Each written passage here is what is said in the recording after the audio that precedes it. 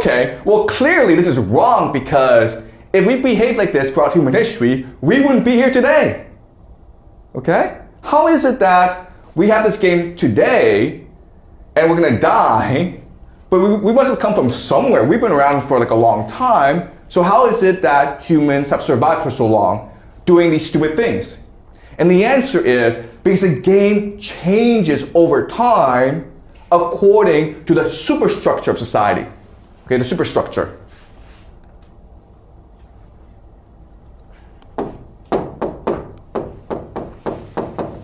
The superstructure is what determines the nature of the game. Superstructure, just think about the big picture, right?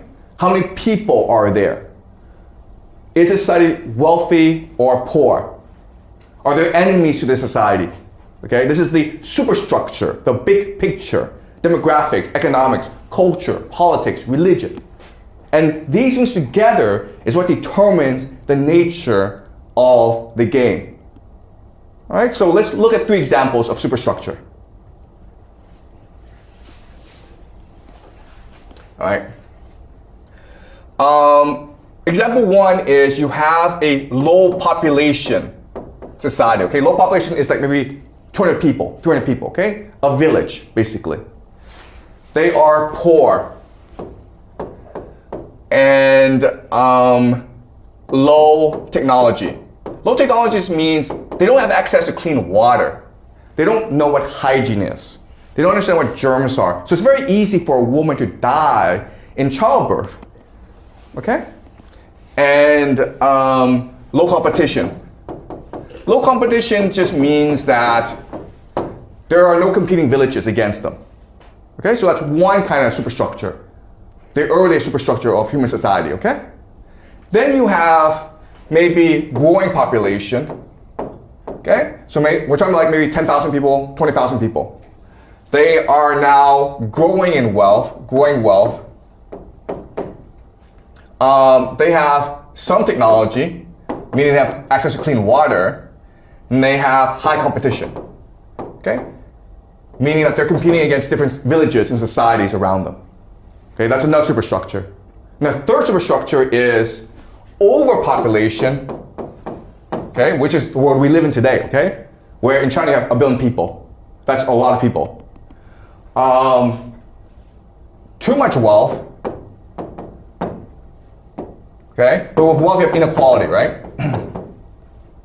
And then you have high technology. This high technology means that every woman who gives birth will not die. And every child born will live, okay? And then you have something called an equilibrium. Equilibrium just means that, yeah, there's competition, but they're not gonna go to war against each other. The world is basically peaceful, okay? And according to superstructure, the game is going to change. So let's go back to the game, okay? We have 10 people. In a low population, poor society, guess what? They're not gonna date. What they're gonna do is, they might get married, but they're gonna have sex with each other.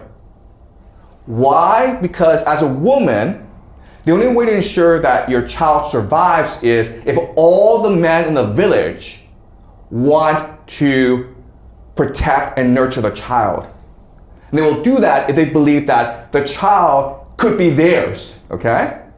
So the woman will maybe have a husband, but the woman will also choose to sleep with other men to disguise paternity.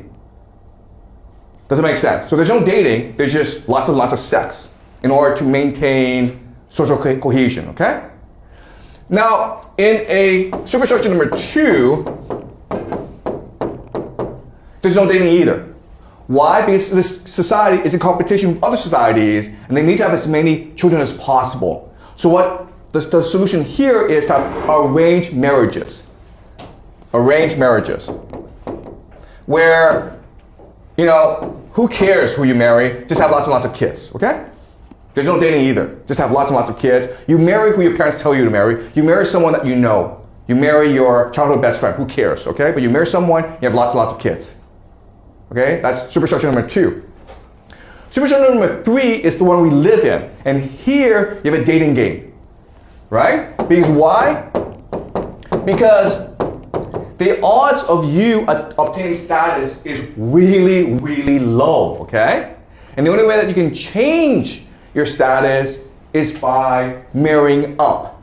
And that's why you have a dating game. A dating game is an opportunity for you to find someone better than your social demographic circumstance can suggest. Okay? And that's why you have low, decreasing fertility rate. Okay? Where over time, because of the dating game, society will collapse. Okay? Does that make sense? All right. So now you're the government. And all around the world, women who are wealthy, well-educated, are refusing to have children, especially in East Asia. Right now, the fertility rate in China is about 1. Okay? About 1. The replacement rate that you need is a 2.1. So just to maintain your current population levels, every woman in China needs to give birth to at least 2 kids. But right now, on average, women are choosing to have 1 kid only in China. And the worst thing is that this trend is increasing. So 5 years ago, the fertility rate was maybe 1.7. Now it's 1. Okay, so the trend is very, very negative. Okay? So governments all around the world are trying to figure out what to do. How do you convince women to have more kids? And what we've discovered is it's impossible.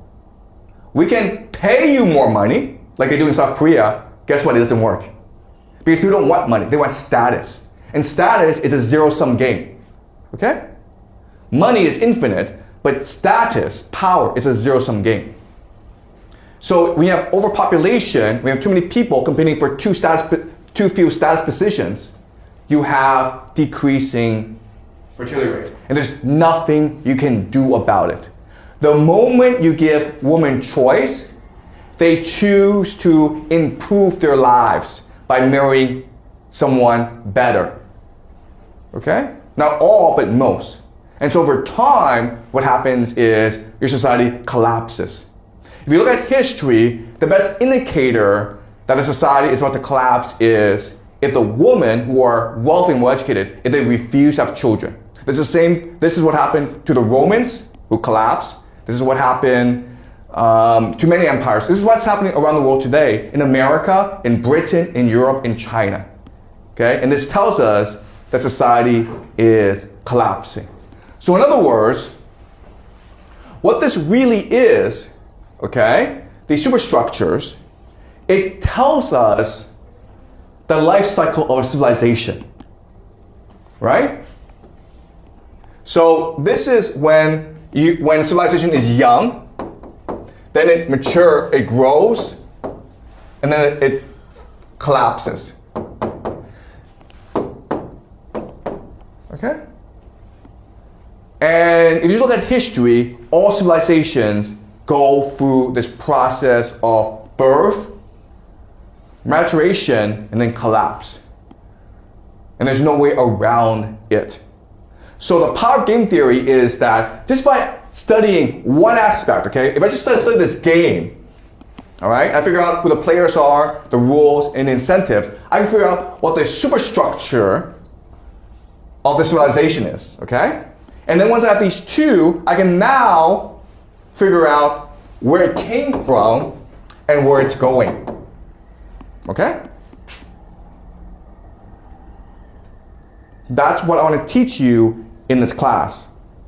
How to analyze a situation so you understand the players, the rules and incentives, which will give you insight into the superstructure so that you can figure out where it came from, and then you can also predict where it's going.